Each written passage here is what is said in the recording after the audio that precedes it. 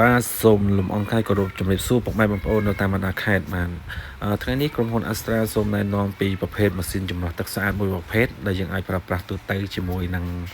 ប្រភេទទឹកអណ្ដូងបាទជាមួយប្រភេទទឹករដ្ឋដែលមិនស្អាតក៏ដូចជាប្រភេទទឹកបូរីដែលគាត់ប្រើជាមួយនឹងប្រភេទទឹកអណ្ដូងទឹកស្រះបាទផ្សេងទន្លេស្រះបឹងបាទលាក់បងប្អូនណាបាទចំពោះឈុតនេះគឺយើងមានប្រភេទធុងថ្នាំប្រភេទតម្រង fill ប្រភេទ UF Ultra Filter